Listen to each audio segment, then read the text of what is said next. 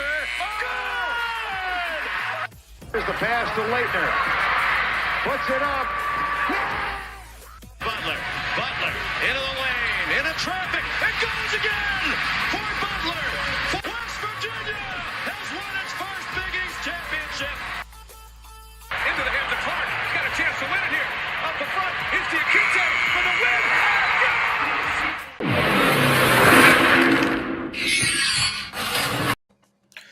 Welcome back to Press Break, Sports Shift Media's college basketball podcast powered by the Juicebox Pod.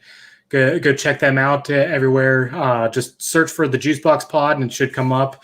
You got us, the Juicebox Podcast, and then the Tobacco Pipe. 3 great podcasts to listen to. We're back for a little short live episode. Brandon had me on his live show last night at Big Ugly Brewing. It was a great time talking about the whole tournament, and then we talked a little bit about the first couple Elite Eight games and previewed the second one. So we'll dive into a short recap of last night's games and then get into a little transfer portal talk. But Brandon, how you doing? Can we have a moment of honesty? Yeah. Okay, so this is my first year being in the media for the NCAA tournament. So the answer to your question is, JT, I'm exhausted. Yeah. There's so much going on and so much to cover. It's been a blast. I've enjoyed doing it with you and on my own platform as well. It's been a good tournament, but yeah, absolutely exhausted. Ready for next weekend, the great Final Four that we're going to have and a championship game. And then, yeah, it's going to be a break. Just watch as casual fans and then maybe get back to it here in the summer. Absolutely. And we're going to have a lot to cover. The transfer portal, like you alluded to, is alive and well.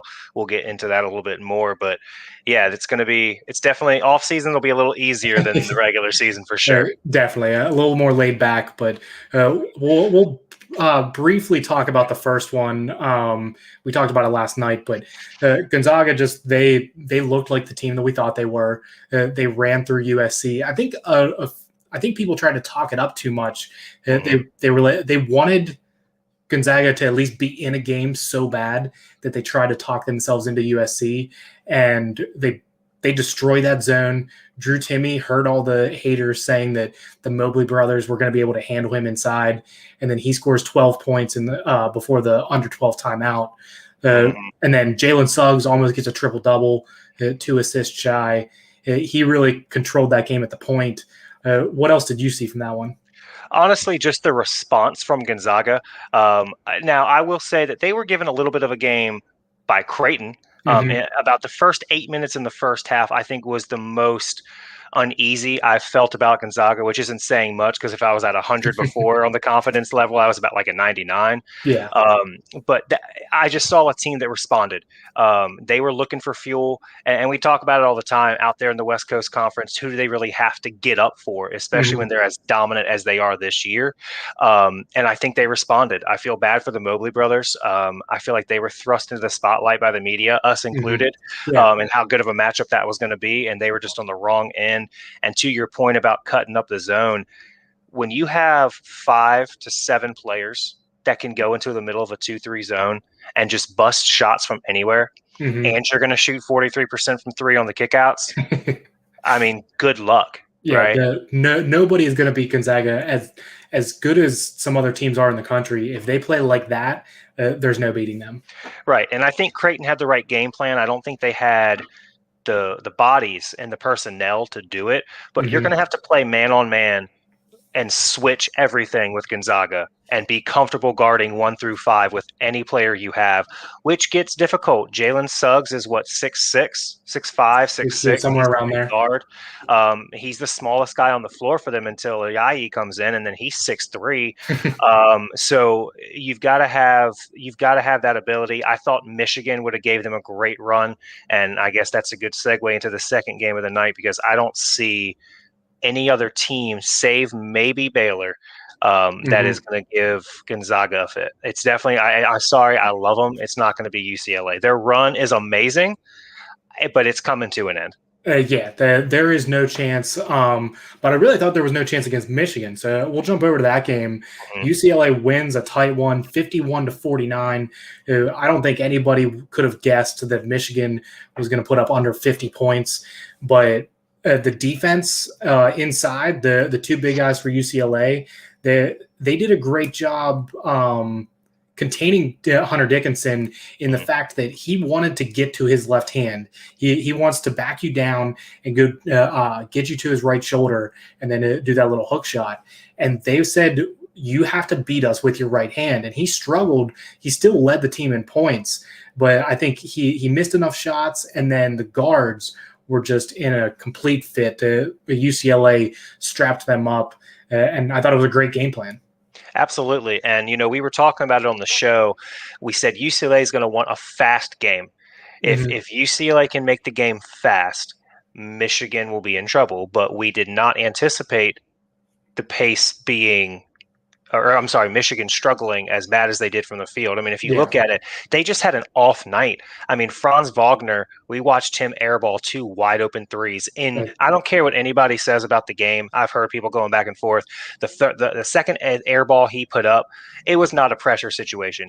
He was wide open, and he decided to pull up. You can't decide to pull up and airball a 3 and say you were under pressure. That was your choice. Yeah. I mean, he had tons of space to hit that. There's no excuse for airball in that one. And he was 1 of 10 on the too. Yeah, he was. And then down the stretch, free throws killed Michigan. I do want to give credit, though, to Juwan Howard. Juwan Howard's plays that he drew up in the last minute and 20 seconds, that series of 5 possessions, he drew up some amazing plays that just did not get executed on. He got Wagner his running sweeping hook that he loves going to his right. The out of bounds play he called on the baseline with 5 seconds left. That was, or point, whatever it was they gave them, was amazing. Everything was flowing to the basket, and the way he had screens set up to create that passing lane for Franz. And I love the confidence to go back to the kid. Hey, I know you airballed the last one, but you're going to nail this one, and we're going to go out. We're going to go home with a W, right? Yes, coach. And then that was a brick. Like it wasn't even close.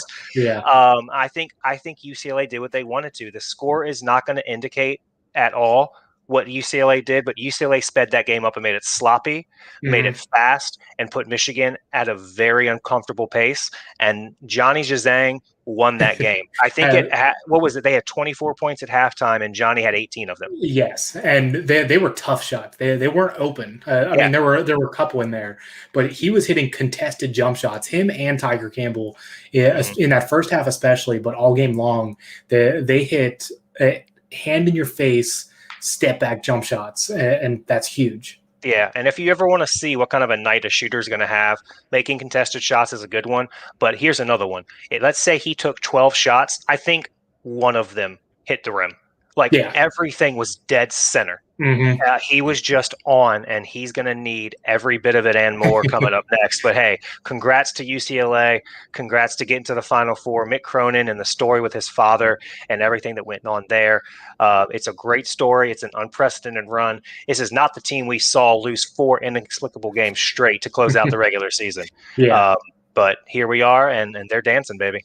Yeah. Well, one thing I want to touch on quick before we jump over to our next segment. You talked about Juwan Howard.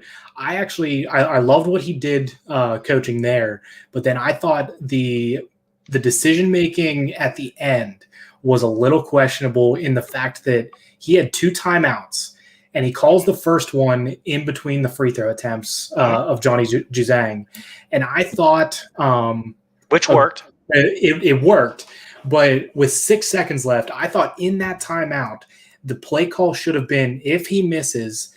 Even if he makes it, get it up the court as quick as you can, call the second timeout, and be able to drop a play from half court. Instead, Juzang misses the free throw. They call the timeout, and then you have to go the length of the court in 6 seconds instead of drawing up a play from half court with about 4 seconds. And again, that's credit to UCLA. Look, when we talk about speeding up pace of play, it doesn't just affect the players. I think that we'll call it a brain fart, if you will. I think that particular play call was made because of the helter-skelter type atmosphere that game, that pace was at. We've got to go. We've got to get it in. And he's just thinking, we've got to draw up a play to get up the court fast. Yeah. He's not thinking, okay, guys, make or miss. We're up the court. Come to me. Call a timeout. He's thinking, way too fast, and he just omitted what could have been a great half-court opportunity that now had to go full court. I will say, though, it was nice to see Jalen Rose there supporting. I know there's been a lot of controversy with the Fab Five. I'm pretty sure Chris Webber still does not talk to any of them. From what I understand, since he graduated, he has not touched foot on the campus. He won't go back. He just won't. But good to see them there. Good to see the Fab Five supporting. They were such an iconic, tight-knit group. It's great to see them later on in their professional career supporting each other still. Yeah, that's awesome. But we'll put that to rest, and we'll be back at some point here to discuss the Final Four. I guess the games are Saturday, right? Yeah, so you've got the Final Four Saturday and then Championship Monday. Okay, so I guess you can check out a little bit of our breakdown on Brood Bets on Saturday. We'll be there Saturday morning live to give you a little bit of a preview and then our best bets of the weekend. But we'll move on to our next segment here. It's the transfer portal. Now that there's only 4 teams left, so the 300-something other basketball teams in the country are dealing with the offseason, and the transfer portal is alive and well. Do you want to dive into that stat that you gave me earlier today? Yeah, absolutely. So there are 353 teams still active that aren't in the tournament because there's 357 Division I basketball teams.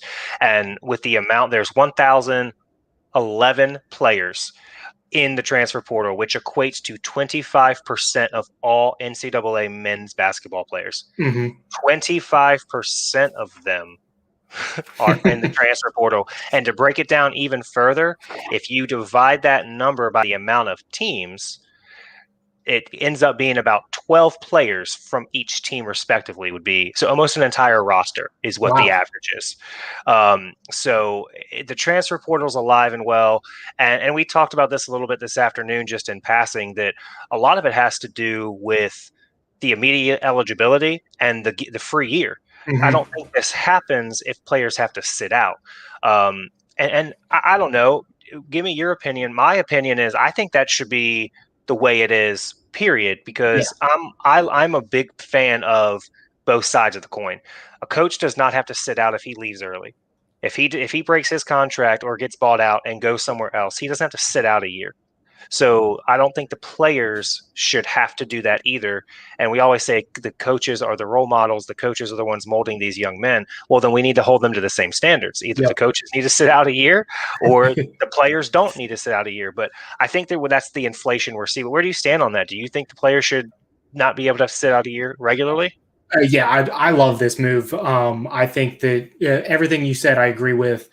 Coaches are paid millions of dollars, and they can just and they give so much. They go into these kids' houses and convince them, like, "Hey, we're building something here," and then these kids are left hanging out to dry when they get a better job opportunity. So I think the fact that kids can't transfer and play immediately, I think they made a great switch there. So I'm happy with it. And I mean, the transfer portal takes and it gives away. So guys are leaving, but you're going to get guys coming back in. So that's just how it works nowadays. You're not going to have a guy for 4 years, most likely. So we'll jump into our teams, UVA and West Virginia. I'll get it started here. West Virginia, they have Emmett Matthews and Jordan McCabe enter the transfer portal. They both are going to be juniors next year. So there's 2 spots open. Gabe Osaboyan, the big key player for West Virginia's front court. I love Derek Culver, but what Gabe Osaboyan does, he's a huge piece on the defensive end. He announced last night that he's coming back, so we don't have to worry about that.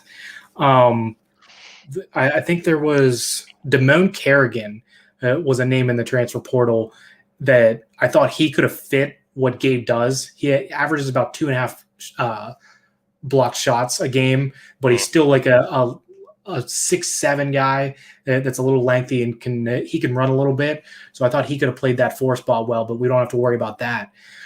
And then you have Sean McNeil and Taz Sherman. They're both testing the NBA waters.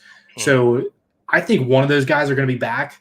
So I think West Virginia needs to go out and get 2 guys If both of those guys leave, then you're looking at 3 guys to come in. You have 3 scholarships available then. And my number one guy that I want to go get is AJ Wilson from George Mason. He's on West Virginia's on his list. Not a lot of great teams on his list, which I was surprised of. He was on the Atlantic 10 all defensive team, the most improved player in 2020 last year, but before the season got cut short. And he's the all-time leader in blocks in George Mason history. So he's still got 1 year of eligibility left. And I don't know what happened this year, but last year he hit 31% of his threes. So he's a 6'7" guy that can stretch the floor and still he's a great rim protector, but then he can also stretch it out on offense. So I like him. And then Kadari Richmond, you may know him from the ACC. He's on Syracuse's roster. He's Syracuse. Oh, I'm sorry. Yeah, you're right. But Kadari Richmond. Yeah, that was the new one today. Yeah, the new one today. I love him. I was watching tape on him today, and teams talk about deflections, that not so much steals, but they want their guys getting hands on balls. He gets a ton of them. So I want to see if he can do it man-to-man instead of in that zone. But I think he's a great guard that could really ramp up this defense that West Virginia didn't really have for most of the season. Yeah, and on Kadari Richmond, I think he would translate perfectly. When you look at the zone that Syracuse plays, when you're talking about the guards, they are very active, very conditioned, and very disruptive. They have to be because of the nature of that zone.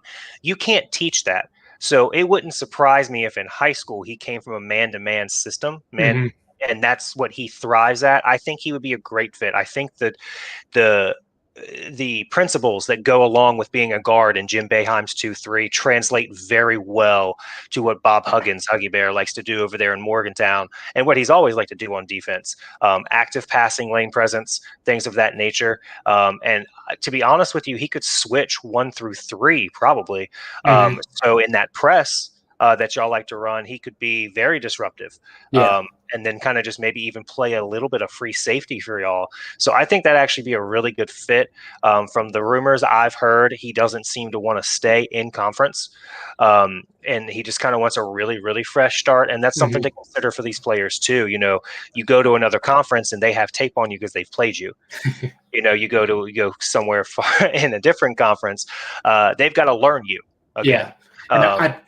I don't know if you heard, but I heard that there were some issues between him and Boeheim. I don't know what the issues were, but I heard a little bit of that on the internet today. But I think that Huggins has done a great job because Gabe Osabuoyan also had troubles. He was kicked out of Arkansas, and then he comes here and he seems like a completely different person. So I think that would be a great fit as well. And then one last person, if Sean McNeil and Taz Sherman both leave and they need to go get that third guy, Marion Jackson from Toledo, lighting it up. I don't know if West Virginia could get him. They're kind of there's a long list of teams that are looking for him. He averaged 18, 6, and 6 this year and shot 36% from 3. He can do a lot at the point guard spot. So that would be a wish for mine to replace the scoring that those two leave. But I think one will be back, so I think it will be fine there. And which one do you think it would be? I'm interested to see of the two that you are testing. Which one do you think is more likely? I think Sean McNeil is just testing the waters just to get some feedback on what he needs to do this upcoming year. Taz Sherman is a little more on the fence of like he has the game that he could go play overseas right now and probably score about 25 points per game. I think he could do a lot overseas. So I don't know what he wants to do, but I feel like Sean McNeil is just testing things out. Yeah, I would agree with that. I just want to make sure we were on the same page because he doesn't strike me as it, and it's kind of similar to what UVA has going on with Trey Murphy.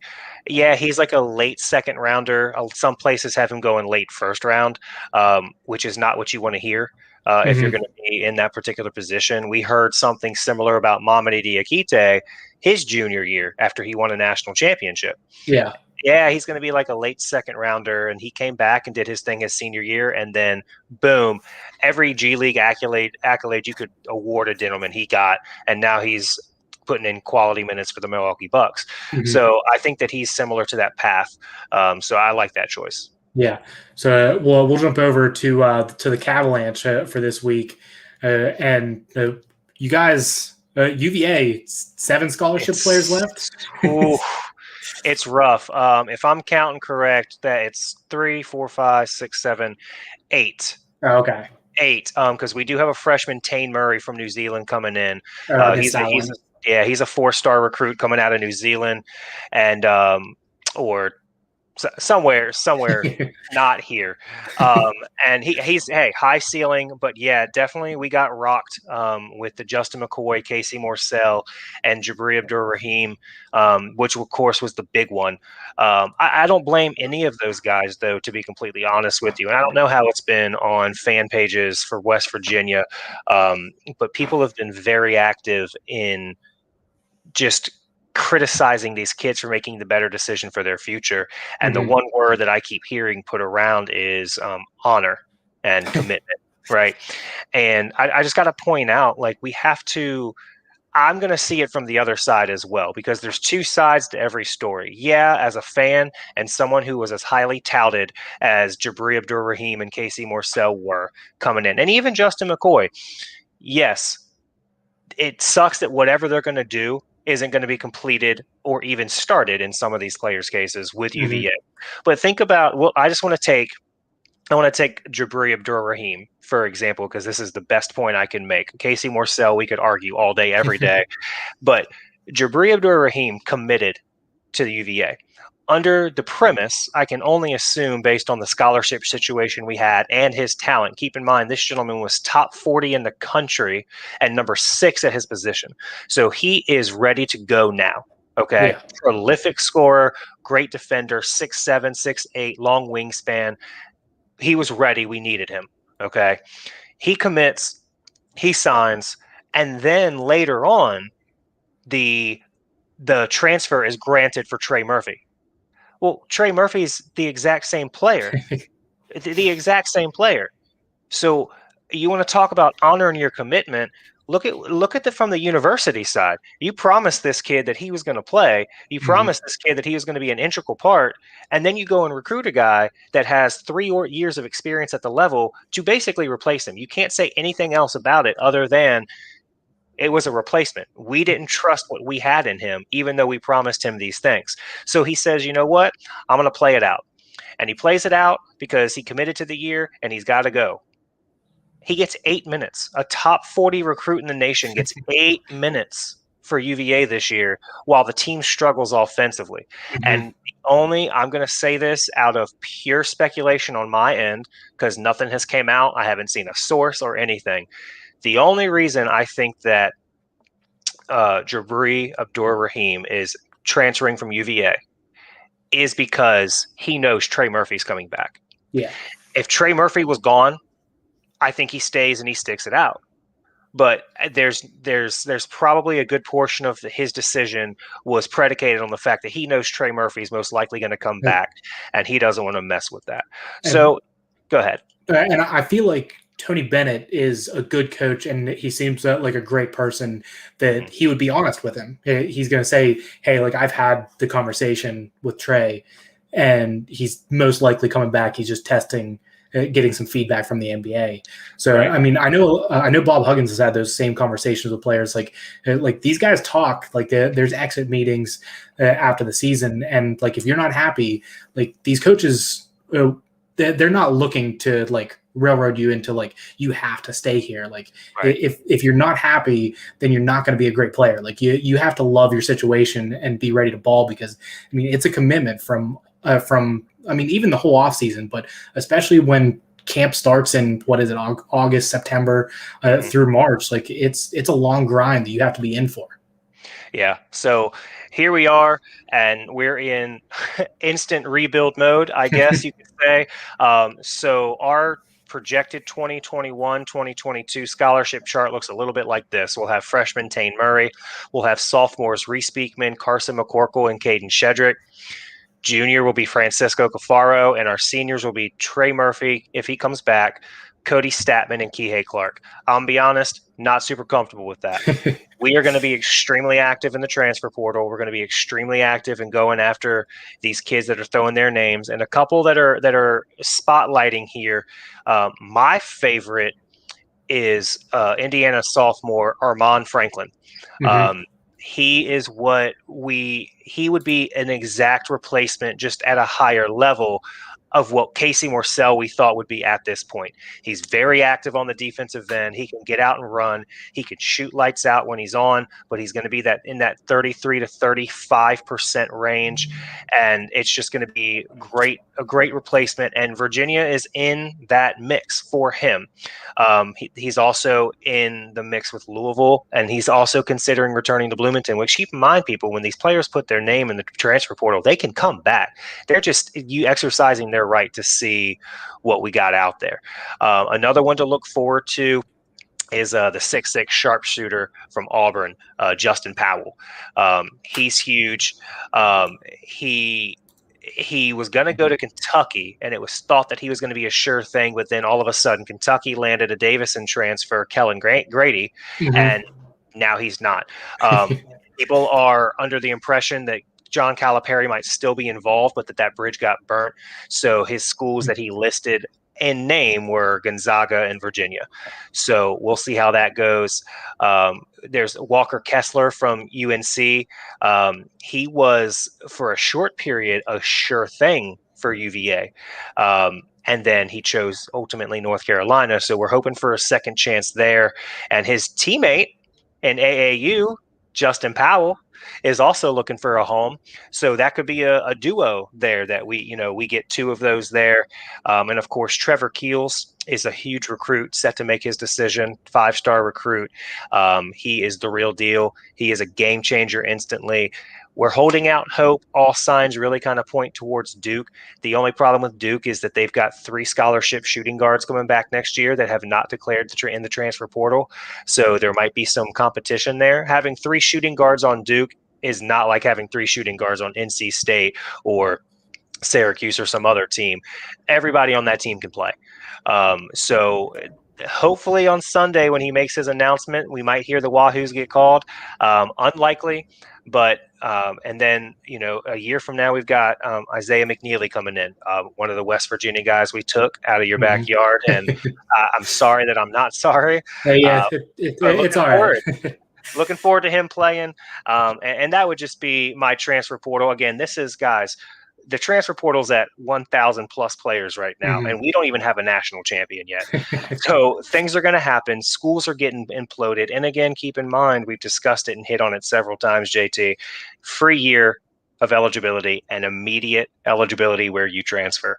That's really the radar that's guiding this whole thing, is the immediate availability for playing time. And a lot of these players, that's why they're leaving. You don't see players that are getting good amounts of playing time or being utilized properly, putting their names in the transfer portal. Yeah. So we'll just have to wait and see. I still trust Tony Bennett. We've dealt with this before. If people remember, a couple years ago, we had 3 people leave in Mariel Shayok, Darian Thompson, and Nigel Johnson, and they left. And then that same year that they left, we won a national championship. Yeah. So I'm not saying that that's going to happen, but the coaches know what these things are going on, and they're ready to deal with it. And it sucks right now looking at it and seeing 8 scholarship players on the roster, and the most experienced one coming back would be Kihei Clark. But it's his senior year. Carson McCorkle's coming back, and he was highly recruited as well, highly touted at that. So we'll see how it goes. But people, just calm down a little bit. There's 2 ways to this street, and the players aren't leaving because they hate you. So stop taking it personally. Yeah, exactly. It's kind of ridiculous, some of the things you hear online, but it's a long time until October, so we have a lot of time to cover that. We'll have plenty more episodes talking about transfers. So if you want to listen to last night's Sports with BJ, go check that out on his page everywhere. And I'll clip this. The press break will be out tomorrow, Thursday at 2:00. So if you want to listen to that, I'll clip that at the end of this episode as well, in case you want to listen to it. at the end of here. So with that, you can find me everywhere, JTG4, Brandon everywhere at Sports with BJ, and that was another well-executed press break.